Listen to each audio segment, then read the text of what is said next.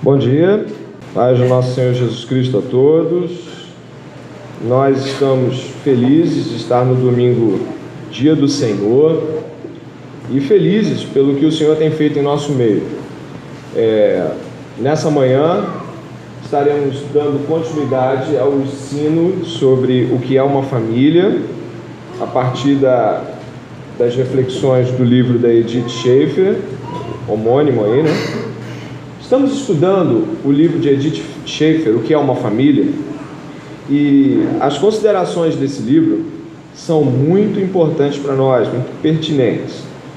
Não vou revisitar tudo aquilo que foi falado, obviamente, na semana anterior, mas apenas o necessário para que a gente possa iniciar a aula. Edith Schaeffer, esposa de Francis Schaeffer, é cofundadora, né, junto com seu esposo, do L'Abri, que na década de 50 agregou muito ao cristianismo, aos evangélicos, ao fornecer uma compreensão de missão que fazia com que a casa dos Schaeffers fosse aberta, recebia pessoas, recebia visitantes desconhecidos, que recebiam hospitalidade e respostas quanto ao sentido da vida em Cristo. Aquela década de 50 e 60 foi uma década muito complicada em termos de cristianismo, né? As palestras do L'Abri trazem muita luz a isso, L'Abri Brasil, né? Na liderança do Guilherme de Carvalho. As palestras apontam para que na década de 50 e 60 houve uma reversão quanto ao cristianismo. O cristianismo passou a ser cada vez mais contrário a tudo que acontecia do lado de fora do mundo. E a igreja acabou se fechando em um nicho evangelical e está difícil de abrir até hoje. As tentativas, às vezes, de abrir a igreja no sentido de que ela vá para fora, como ela deve ser, teologia pública, estão descambando em igrejas relevantes, igrejas sociais, mas perdendo a essência do cristianismo. E o que os Schaeffers fizeram? Abriram sua casa num chalé na Suíça, e a história do L'Abri acaba sendo uma história que nos alcança até hoje. Esse livro, escrito na década de 70, nos traz importantes ponderações sobre o que é uma família. Na semana anterior, o que é uma família teve como resposta: a família é um mobile.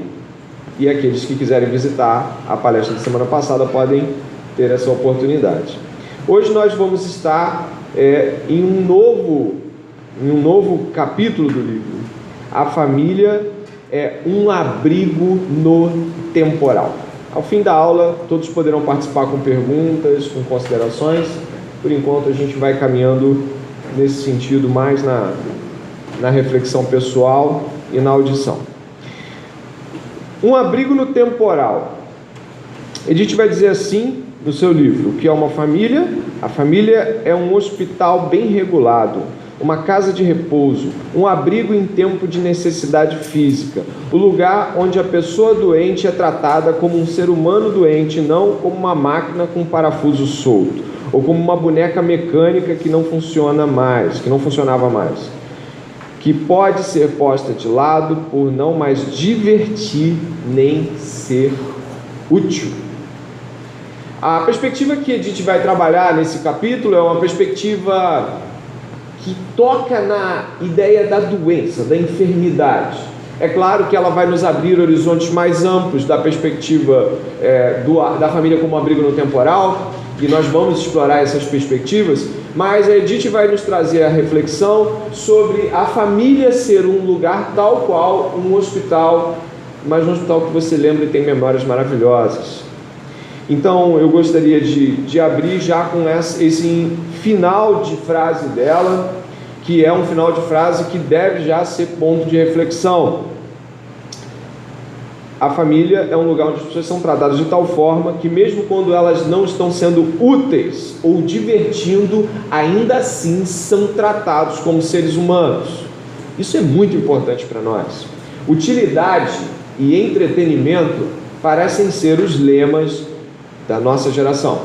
Se não é útil ou não entretém, por que eu estou aqui ou para que serve? Se eu estou numa casa, numa família, e não é útil estar nessa família, não é divertido estar nessa família, o que sobra? Pois é, Edith vai tocar em um ponto bem concreto da nossa miséria, que é tratar as coisas mediante aquilo que elas podem nos oferecer. E a partir disso nós estabelecemos relações que não são sobre amor, são sobre interesse.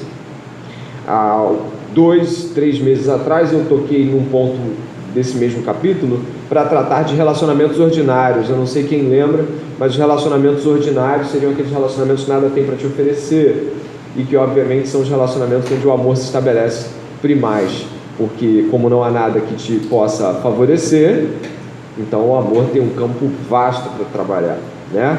Como nós não tínhamos e nem temos nada para oferecer ao Senhor Jesus, e Ele ainda assim nos ama, ou apesar disso, ou devido a isso, é amor. Gostaria de pensar aí em Mateus, para começar uma pontuação bíblica adequada, Mateus 25, você abre sua Bíblia aí também, tem uma versão na nossa tela, Mateus 25, do 33 ao 46. Como já foi dito na semana passada, estamos tratando de temas sociais da doutrina. O que seria isso? Amar a Deus em primeiro lugar é um tema vertical, é o discipulado na direção vertical, e amar o próximo na direção horizontal. Estamos sim falando de Deus sempre.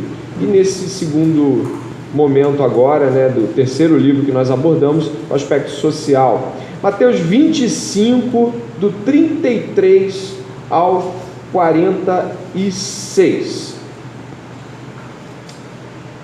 Diz assim, eu vou ouvir um pouquinho, versículos antes, eu vou ouvir do 31 e seguir.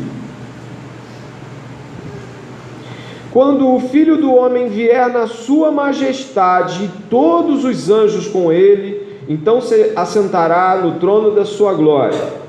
Todas as nações serão reunidas em sua presença, e ele separará uns dos outros, como o pastor separa as ovelhas dos cabritos. Porá as ovelhas à sua direita e os cabritos à sua esquerda. Então o rei dirá aos que estiverem à sua direita: venham, benditos de meu Pai, venham herdar o reino que está preparado para vocês desde a fundação do mundo. Porque eu tive fome, vocês me deram de comer. Tive sede, e vocês me deram de beber. Eu era forasteiro, e vocês me hospedaram. Eu estava nu, e vocês me vestiram. Enfermo, e me visitaram. Preso, e foram me ver. Então os justos perguntarão: quando foi que vimos o Senhor com fome e lhe demos de comer? Ou com sede lhe demos de beber? E quando foi que vimos o Senhor como forasteiro e o hospedamos? Ou nu e o vestimos? E quando foi que vimos o Senhor enfermo ou preso ou fomos visitá-lo? O rei respondendo lhes dirá: em verdade lhes digo que sempre que o fizeram a um desses meus pequeninos irmãos, foi a mim que o fizeram. Então o rei dirá também aos que estiverem à sua esquerda: afastem-se de mim, malditos, para o fogo eterno, preparado para o diabo e seus anjos. Porque eu tive fome, e vocês não me deram de comer. Eu tive sede, e vocês não me deram de beber. Sendo forasteiro, vocês não me hospedaram. Estando nu, vocês não me vestiram. Achando-me enfermo e preso, vocês não me foram lhe ver. E eles perguntarão: quando foi que vimos o Senhor com fome, com sede, forasteiro, nu, enfermo ou preso, e não o socorremos? Então o rei responderá: em verdade lhes digo que sempre que deixarem de fazer a um destes mais pequeninos, foi a mim que o deixaram de fazer. E estes irão para o castigo eterno, porém os justos irão para a vida eterna. Esse relato escatológico de Jesus, esse relato que aponta para o fim, o grande dia do julgamento, o dia onde estaremos prestando contas diante do Senhor. Este relato não é tão simples de que viremos dele para o capítulo seguinte. Não é algo como, ok, vamos ao capítulo 26, vamos ver o que Jesus tem para nos dizer. Jesus está apontando aqui para uma evidência de salvação. Ele não está dizendo que pessoas que fazem assim serão salvas, mas está dizendo que pessoas salvas fazem assim. Isso é bem diferente. Isso não fundamenta a salvação, mas evidencia o salvo. Está claro isso? Portanto, o que nós temos aqui? Um momento onde não fica evidente a quem está fazendo, que está fazendo ao Senhor. E por que é importante isso? Imagine como nós somos interesseiros. Se nós, o tempo todo, estivermos fazendo como quem tenta impressionar a Deus, não é para Deus que estamos fazendo. Portanto, é evidente aqui que tanto os salvos como os ímpios têm um comportamento muito parecido. Eles estão fazendo coisas devido à sua própria natureza. Natureza salva ou natureza ímpia. E eles estão fazendo de tal forma que eles estão fazendo pelos motivos dos ímpios, os motivos dos salvos. Os salvos fazem boas obras e assistem às pessoas porque Deus os assistiu primeiro, e logo sua natureza transformada pelo Espírito Santo tem compaixão vinda do alto. A gente não está o tempo todo articulando, eu vou fazer isso porque Jesus vai se alegrar, o galardão. Não, a gente é movido pela compaixão do Espírito Santo, e esse modo de agir nem sempre, ou muitas vezes, eu acho que você pode me dar a chance de até acenar com a cabeça. Às vezes a gente faz esse bem que vem do alto e não está assim, estou fazendo porque vai ter um galardão e... Não. Você olha, meu Deus, não, é um filho de Deus, ou então é uma imagem e criação de Deus, ainda que não seja nascido de novo. Você vai lá e o quê? E ama, né? Isso vem do alto, você não tenha dúvida. E a surpresa que a gente vai ter, a gloriosa surpresa, é que a gente vai estar diante do Senhor Jesus, lembrando de tudo isso. Olha que maravilha! Ele fala assim, ó, tu lembra naquele dia? Não, eu não lembro. Então, você me visitou. Eu te visitei. Sim. Eu não sei, né? Se Deus é tecnológico, se Ele vai fazer visões, ou puxar uma imagem. Lembra disso? Lembro. Foi para mim. Entende? A beleza disso? Aquele leito, aquela pessoa e você do lado com uma compressa e com uma oração. E aí você, mas era meu vizinho. Sim, mas eu estava ali. Eu estava ali. Vem, bendito. Vem, meu filho. Você fez as obras que eu fiz também. Nesse sentido, fica muito evidente de que o Senhor está olhando para todas as coisas e tudo que nós fazemos. Pratos de comida, auxílios, o irmão que está precisando de uma passagem, a família está precisando de uma compra, a luz que está cortada. A gente acha que Deus não está olhando, mas Deus está olhando. E ressalto, como protestante e principalmente como cristão, não é por obras, para que ninguém se glorie. Isso é evidência. Jesus mesmo falou no Evangelho de Mateus de que as boas obras resplandeceriam a glória de Deus, mas não necessariamente, ou nunca de forma que isso seria para nos salvar. Então, perceba em alguns pontos aqui que vão ser claros, talvez para nós, que uma vida de amparo e preocupação com o próximo do ponto de vista de necessidades evidencia a salvação de alguém. O salvo se preocupa e age em amor. O nosso medo de estar fazendo da ação social um fim em si mesmo não justifica qualquer paralisia na ajuda aos outros. Você tem medo, né, de estar prestando ação social, né? Tem aquele medo, ai meu Deus do céu, eu dei um prato de comida e eu não falei do Evangelho. Nem sempre vai acontecer a mensagem, porque nem sempre é possível que aquilo seja feito daquela forma. Vocês estão entendendo o que eu quero dizer? Às vezes o medo de ajudar é o medo de se tornar fim em si mesmo. o que não deixa de ser algo válido quando é considerado à luz da circunstância. Se alguém está precisando se alguém está necessitado, faça. Nós não estamos aqui para usar de cada momento como se fosse um prosélito, mas pedir graça ao Senhor para que em cada momento nós possamos sim representar o Evangelho.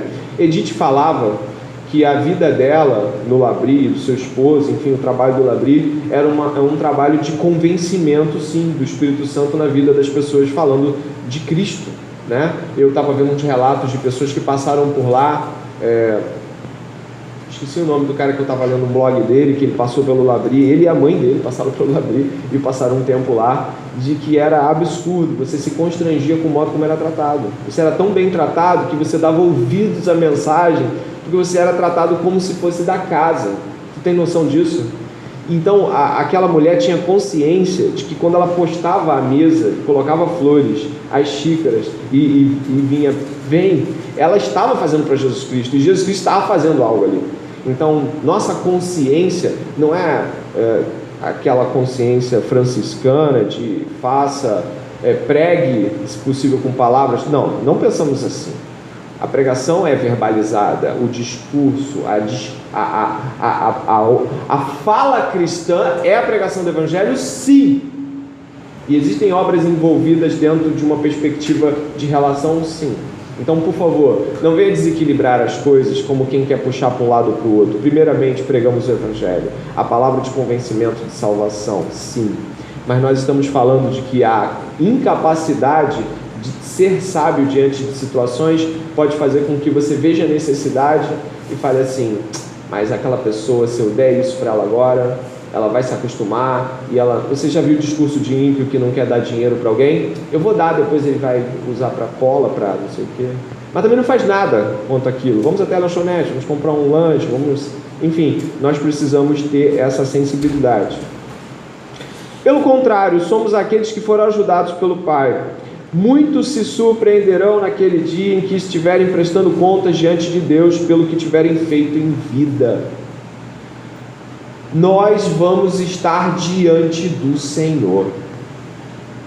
E esse grande dia, esperado por nós com muita ansiedade, com muita vontade que ele chegue logo, vai ser um dia que revelará muitas coisas.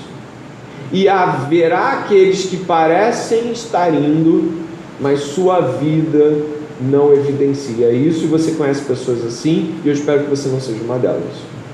Portanto, estar diante da assistência e da necessidade é estar diante da oportunidade de evidenciar a salvação por meio de amor, em ajuda, em serviço e em cuidado.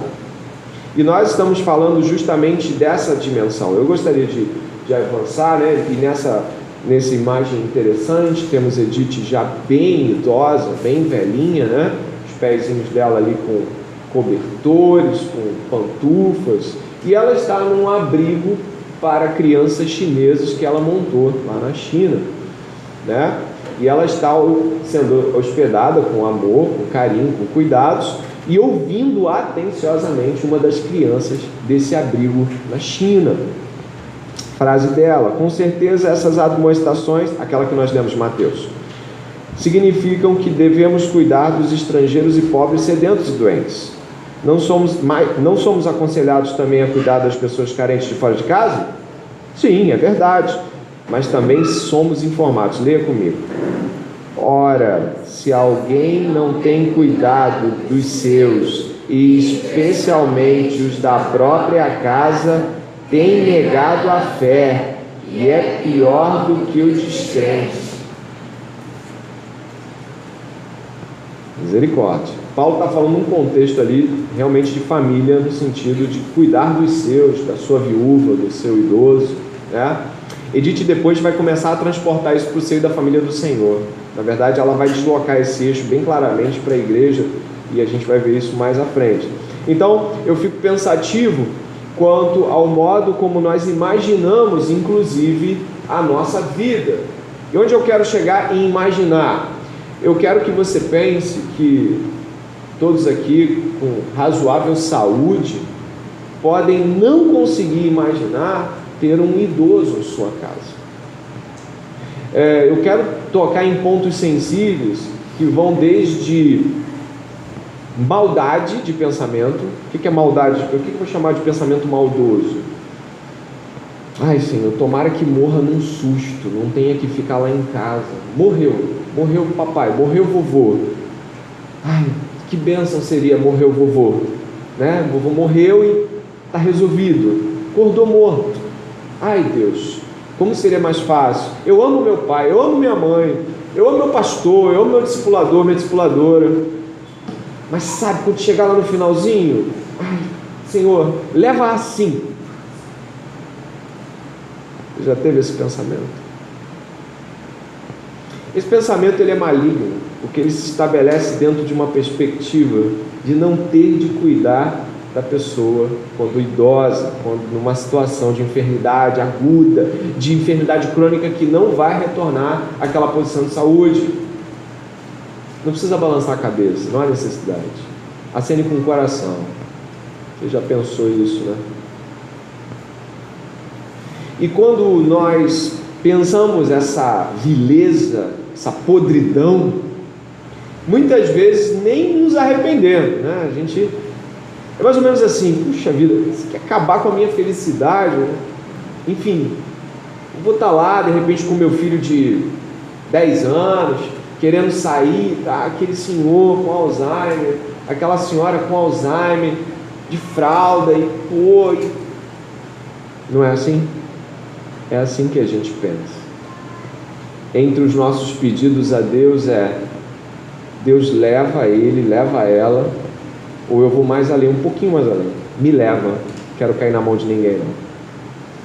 Todas essas perspectivas em relação ao cuidado e amor no cuidado são vis o suficiente para até nos envergonharmos. Como pastor, eu trato com carinho e não pedi que ninguém ficasse acenando com a cabeça. Eu já tive esses pensamentos. Mas talvez se eu pedisse assim, acena com a cabeça, se você já pensou assim, até vergonha você tem de dizer e confessar que já pensou assim, com relação aos seus e com relação a si mesmo. Portanto, o texto de Mateus 25, ele toca em um ponto sensível da nossa consciência, que é o amor e o cuidado em momentos onde não há oferta contrária e talvez não haja panorama de retorno à condição de liberdade para viver daquele jeito fácil de sair de casa, eu estou saindo. Que não é assim que você sai quando você tem um idoso. Minha avó morreu com Alzheimer, foram anos difíceis, não foram dias fáceis, anos de retrocesso. Você vai vendo a pessoa, né? Indo naquele processo. Eu lembro, meu avô foi rápido, meu outro avô também, mas minha avó foi lento, foi duro também. Eu falhei como neto, não cuidei dela, outros cuidaram, eu não tinha nenhuma consciência, eu pequei diante do Senhor. Eu espero não fazer isso mais com ninguém que o Senhor ponha na minha vida. E o que é enfermidade? Enfermidade, eu sei que aqui está com alguma dificuldade, eu envio depois para vocês. Mas a enfermidade é uma chance ímpar de amar alguém. Quando a enfermidade ataca, precisamos nos lembrar de que esse período também integra a vida. Não se trata de um tempo sem importância que deve ser desconsiderado, mas um período valioso. Ele faz parte da vida da pessoa sadia, como também de quem está doente, na doença e na saúde. É uma promessa feita, parece-me, para reconhecer que o tempo da doença integra a vida do casal, parte da vida da família, e o tempo com saúde é outra parte da vida do casal e do tempo na vida da família. Existe certa importância ligada ao uso de toda a gama de tempo. Isso significa que a criatividade, a imaginação, o trabalho, a contribuição apropriada, a mistura dos talentos e a ação necessária se aplicam aos períodos de enfermidade e de saúde, períodos trágicos e também de felicidade especial. Temos de reconhecer que desperdiçar esse tempo é uma perda tão grande quanto desperdiçar o período que consideramos o ápice da produtividade. Jesus disse: quem todavia perde a vida por minha causa, Xalá. Ele é também quem sinaliza que quando nos importamos com os menos importantes, dos doentes e dos sedentos, nós nos preocupamos com ele. Que uso melhor podemos dar ao tempo que cuidar de Jesus? Se dispusermos do tempo reservado para algo considerado muito importante, para cuidar do bem-estar de alguém doente, recebemos a promessa de que encontraremos algo incrível no dia em que Jesus nos agradecer por termos cuidado dele. Essa perspectiva não nos parece a perspectiva mais salutar sobre felicidade, concorda? Concorda que ela não parece a felicidade? Não parece. Pensar em cuidar de alguém adoecido e por longo tempo nos parece um cativeiro e não uma oportunidade de um serviço cristão genuíno, passível de galardão, se é que possa ser dito. Portanto, estar diante de uma oportunidade dessa é pensar profundamente no próprio arquétipo de felicidade que a gente monta para a vida, sabe? O que é felicidade? Eu monto um esquema. E aí, os bem-aventurados de Jesus são algo totalmente ao contrário do esquema de felicidade. Em mais um momento aqui, não existe tempo certo onde coisas difíceis vão acontecer com certeza. Vai acontecer uma coisa difícil semana que vem na sua vida. Gente, isso não acontece na nossa igreja. Nós não temos esse negócio. Entendeu? Eu vejo que não tem isso. Então, temos que pensar como Eclesiastes. Há tempo para isso, há tempo para aquilo, mas quando? Não sabemos. Mais um trecho aí do livro. Temos de dizer a nossos filhos: nunca vamos receber uma série de pacotinhos de tempo na vida rotulados. Tempo para a enfermidade, tempo para o casamento, tempo para a morte, tempo para a perna quebrada, tempo para a costela esmagada, tempo para a paralisia infantil, tempo para a febre reumática, tempo para a cachumba, tempo para 3 crianças com sarampo de uma só vez, tempo para a casa ser queimada em um incêndio, tempo para uma grande desilusão. É impossível enfrentar as enfermidades, as cirurgias, os braços e as pernas quebradas, as doenças sérias, os desastres ou até mesmo as dores de cabeça, a não ser que reconheçamos jamais existir a hora conveniente separada para a alegria ou a tristeza, protegida por paredes arrumadinhas para que as coisas não fiquem misturadas e se estraguem. Esse entendimento deve existir nas 2 direções. Precisamos nos lembrar como seres humanos finitos e limitados, que não podemos cuidar com perfeição das necessidades do próximo, nem os outros conseguem cuidar perfeitamente de nossas necessidades, mesmo quando nós quisermos ou eles. Ou seja, quando vai acontecer algo exultante? Quando vai acontecer algo difícil? Não existe algo como o tempo delimitado ou o tempo profético para algo assim. A vida é feita de ambos os lados. A gente precisa estar preparado, porque muitas pessoas praguejam nos tempos difíceis, murmuram, e estar diante de tempos difíceis é estar diante de algo exatamente e diametralmente ligado a tempos fáceis. Portanto, estar diante da doença, estar diante da saúde, deve nos requerer, como Edith fala em seu livro, criatividade. Você tem criatividade quando você prepara? Vamos lá, você vai preparar seu noivo, seu marido, um jantar especial, certo? E aí a pessoa chega, nossa, um jantar especial. A Edith fala o seguinte: o que você vai preparar para alguém em tempo de saúde, prepare em tempo de doença também. Ela vai falar aqui nesse livro, nesse capítulo, precisamente sobre cuidado de pessoas no leito. Então ela vai dizer como é que você deve virar a pessoa, cobrir a nudez e fazer isso de tal forma que a pessoa não se sinta pesada, mas amada. É esplêndido essa parte. Um dos trechos que eu gosto aqui desse capítulo, que ele fala assim, ela fala assim: pega tudo que você vai usar e deixa preparado antes de usar na frente da pessoa. Eu falei: meu Deus, por que isso? Ela fala assim: porque a pessoa precisa saber que você se preparou para cuidar dela. Então a toalha que só vai ser usada no banho já está ali disposta.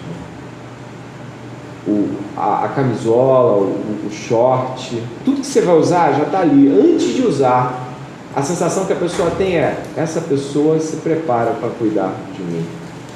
Que maravilha! O nosso Senhor se prepara para cuidar da gente e se preparou por toda uma eternidade e ainda nos disse em João: vou preparar os lugares. O Senhor não é Deus de improviso no cuidado, é um Deus que se prepara. E nós precisamos, espiritualmente e mentalmente, nos preparar para cuidar dos nossos senhores e senhoras que vão envelhecer. E falo isso extensivamente, aplicando a igreja, como a igreja pretende cuidar dos seus pastores quando eles estiverem mais idosos. E eu penso que muitos de nós não estamos nos preparando para cuidar de ninguém. Eu vou viver a vida missionária. Oh! Cuidado, que a vida missionária pode acabar sendo seu avô. Uma grande missão de cuidado.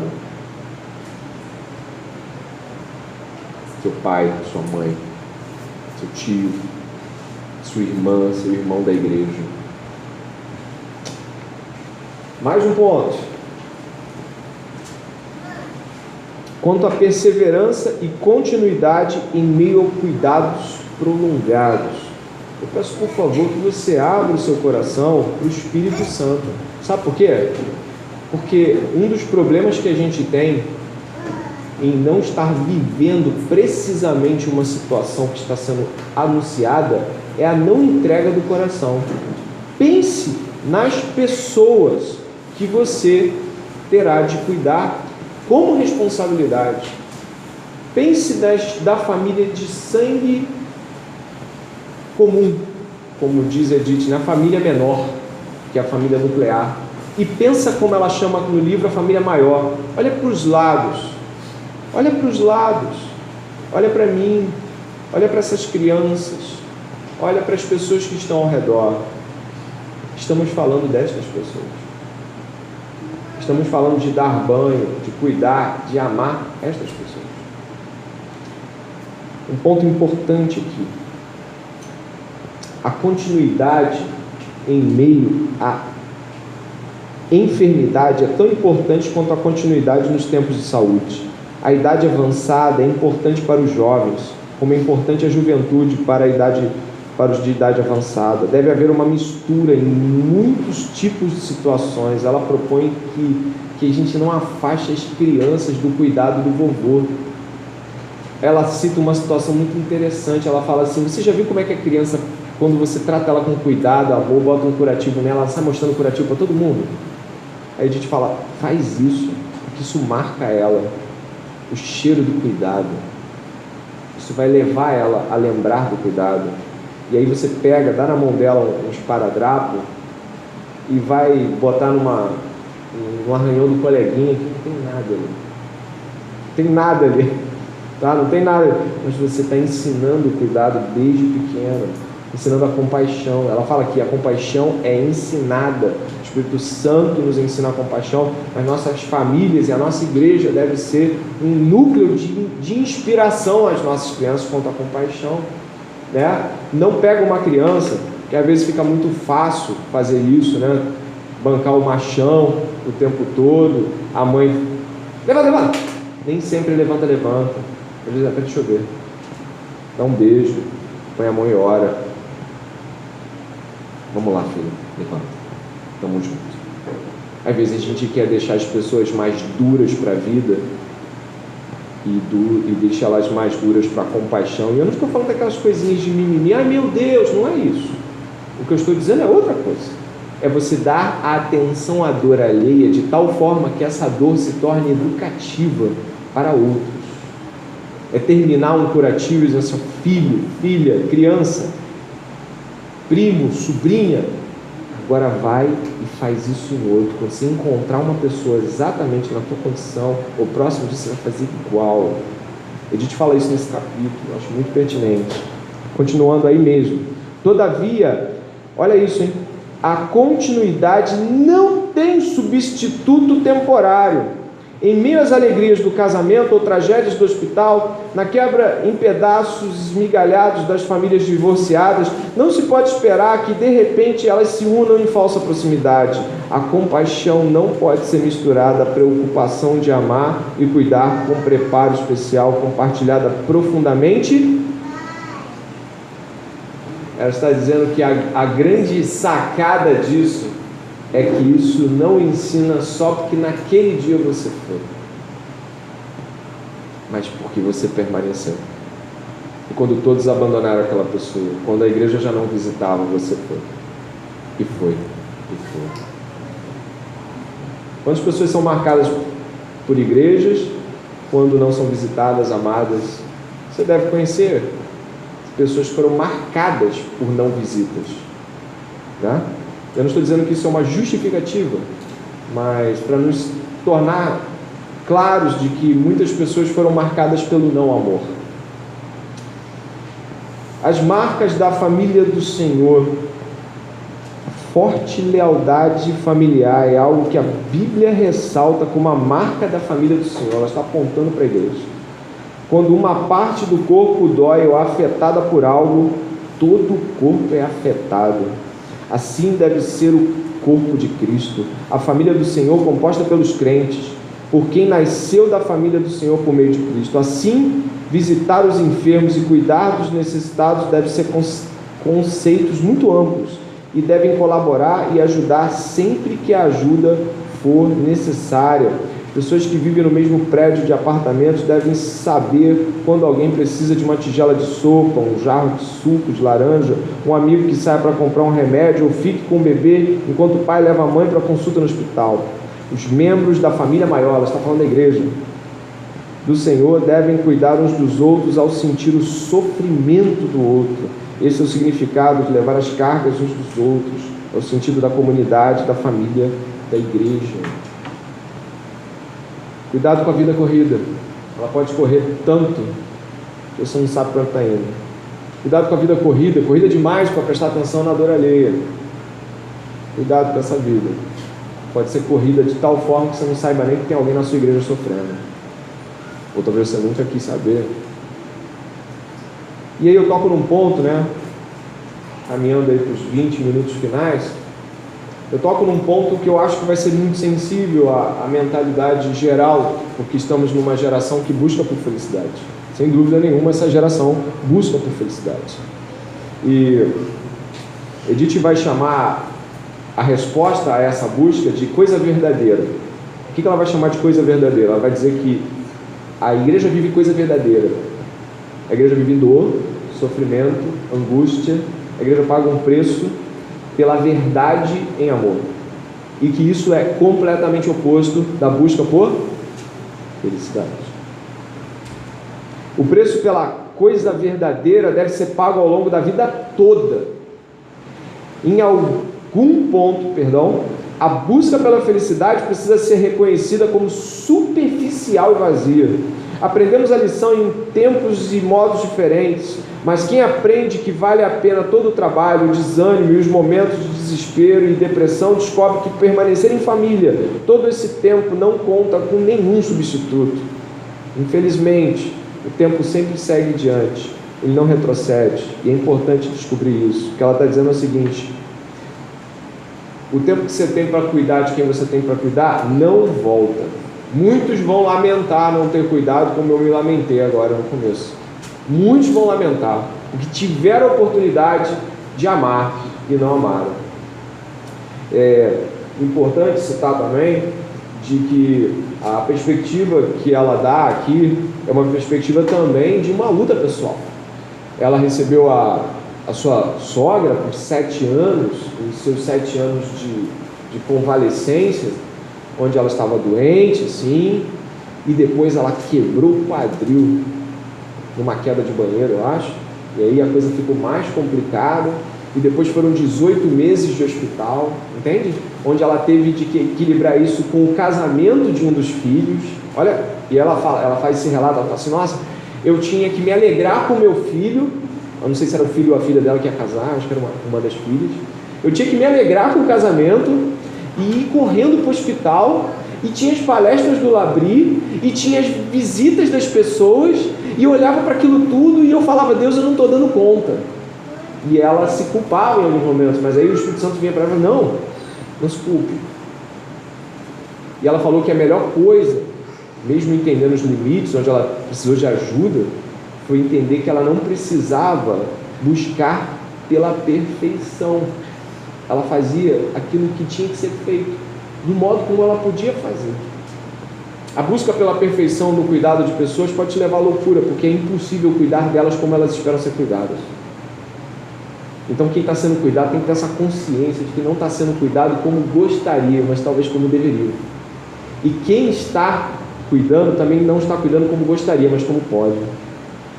Diante dessa dimensão de cuidado, muitos de nós às vezes se perdem em angústia ou deixa para lá, não sei fazer. Nesse mesmo momento do livro, ela nos enriquece com o relato de como foi animar aquela senhora no hospital, arrumar enfermeiras, costurar os vestidos, arrumar essa senhora para que ela pudesse chegar até o hospital. Sabe, você lê e você fala assim: eu tinha largado alguma coisa aqui eu tinha deixado de fazer. Incrível, né? É um relato vívido. E ela continua com o combate, a busca utópica por felicidade, né? É interessante, ela vai dizer o seguinte: a ideia de felicidade efêmera, ou seja, essa felicidade utópica que não tem nenhum sentido, do final do arco-íris, de sonhar acordado, de casamentos felizes, famílias felizes, gente feliz, com direito à felicidade, não coaduna com a realidade. O que é uma família? A família é uma mistura de pessoas para as quais montar um abrigo na hora da tempestade é algo válido para a vida toda. A família cristã deve ser diferente pelo conhecimento de que os seres humanos são importantes nessa vida e por toda a eternidade. A família cristã recebeu o suficiente da palavra verbalizada de Deus para saber que quando uma parte do corpo sente dor, o resto do corpo também é afetado e deve fazer algo para ajudar. O resto do corpo não desiste apenas, mas segue adiante. Por termos alguma deficiência ou costelas quebradas, um pé engessado, tontura ou dor de cabeça, nós não paramos completamente com o resto do corpo. Continuamos, vamos em frente do melhor jeito que conseguimos. A vida não para, mas essa pessoa também não para de receber essa ajuda. São coisas que vão nos custar. Quando nossa família estava em volta da sepultura da vovó, essa senhora morreu, no dia do seu enterro, entendendo a realidade da separação, mas pensando também na realidade da ressurreição, 3 gerações, cada qual com uma esfera própria de compreensão, se voltaram para a expectativa da volta de Jesus, que ocorrerá na história futura. Mas não paramos de lavar a louça naquela noite, guardar os pratos e considerar a preciosidade das próximas poucas horas em que estaríamos juntos. A continuidade da família do Senhor atravessa os séculos e não deve ser representada por contrapartidas humanas cheias de espinhos, despedaçadas e quebradas. Estar juntos na doença e na saúde deve ser até que a morte nos separe. Nossa compreensão enquanto família de núcleo maior e de núcleos menores deve ser ampliada. Nossa compreensão sobre os votos feitos no casamento, nossa compreensão sobre a grandeza do que é cuidar de uma pessoa e fazê-la em nome de Jesus, deve nessa manhã encontrar nos nossos corações, muitas vezes planejando tanta coisa, né? Planejando tanto sucesso, planejando tanta coisa boa, né? Tanta felicidade, tanto prazer envolvido. É um choque para nós pensar que realidades como a que estamos lendo vão alcançar todas as pessoas aqui pela manhã, em algum momento ou em vários momentos da sua vida. E que nós não estamos planejando isso, mas isso vai nos alcançar. E que nós não estamos aqui hoje sendo alertados pelo Espírito Santo através dessa leitura apenas para que nós possamos estar um pouco mais antenados com o conteúdo literário da Edith, mas já preparando o espírito e o coração, ainda que não saibamos o que vai acontecer. é dito em 2 Coríntios, capítulo 1, versos 3 a 5, que não devemos apenas chorar com os que choram, mas consolar com as consolações que recebemos de Cristo.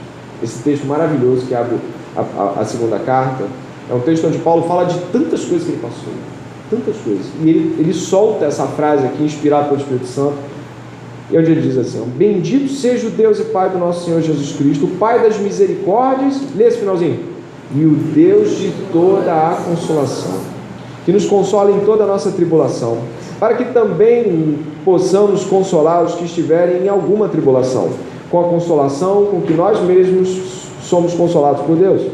Porque, como as aflições de Cristo são abundantes em nós, assim também é abundante a nossa consolação, por meio chorar com os que choram, se alegrar com os que se alegram e levar consolo aos que estão em aflição, dor ou desesperança.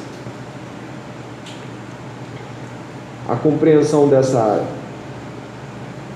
dimensão que nós estamos apresentando aqui é que você, meu irmão, minha irmã, que está ouvindo isso, deve pensar que o Senhor Jesus espera de nós uma atitude quanto à nossa frieza e passividade.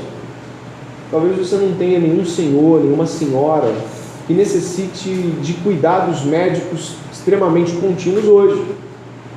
Mas isso não quer dizer que você não possa olhar ao redor da sua família menor, né? A família de sangue paternal, maternal, e dar uma olhada ao redor e levar amor e levar cuidado em nome de Jesus. Eu tenho certeza que você vai falar mais do que um salmo, mas você vai falar da salvação. A Edith falou que uma das últimas coisas que ela se certificou ao estar cuidando dessa senhora foi de que ela era salva. Uma das últimas no sentido não de que ela não havia feito, mas ela, no finalzinho, está vendo que está indo embora, sabe? Vem cá, isso, é nisso que a senhora está firmada? Sim, é nisso. A própria Edith Schaefer, que recebeu cuidados daquele grupo que mostrei, depois no finalzinho da vida, ela foi recebida pelo seu genro e pela sua filha mais nova, a Debbie, e seu genro Udo, que prepararam um ambiente todo para recebê-la. Era o final. Ela já recebia os alimentos por um tubo, a consciência ia e voltava. Eles colocaram um computador na frente dela para que por Skype ela pudesse falar com todos o que ela quisesse. Todo o ambiente foi preparado e ela se alegrava cada vez que via os filhos por aquela tela. Às vezes o filho estava nos Estados Unidos. Como nós estamos nos preparando para o final de outros? Isso é muito importante. E um dia nós sabemos que isso vai acabar, né? A gente sabe que o último inimigo, quem é? Morte. Vai ser derrotado. O último inimigo a ser destruído? Morte.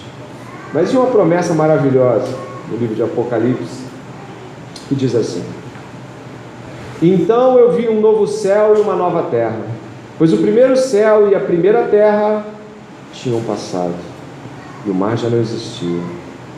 Vi a cidade santa, a nova Jerusalém, que descia do céu da parte de Deus, preparada como uma noiva adornada para o seu marido. Ouvi uma forte voz que vinha do trono e dizia: agora o tabernáculo de Deus está com os homens, com os quais ele viverá. Eles serão seus povos, e o próprio Deus estará com eles e será seu Deus. E ele enxugará dos seus olhos toda lágrima. Não haverá mais morte, nem tristeza, nem choro, nem dor, pois a antiga ordem ou as coisas que haviam existido daquela forma já passaram. Aquele que estava sentado no trono disse: estou fazendo novas todas as coisas, e acrescentou: escreve isso, pois essas palavras são verdadeiras e dignas de confiança. Esse é o final. É para onde vamos. E hoje devemos ter a consciência de que enquanto estivermos aqui, enquanto estivermos buscando viver uma vida reta, uma vida santa diante de Deus, A nossa casa deve ser um abrigo diante da tempestade. A nossa igreja precisa ser um abrigo diante das tempestades.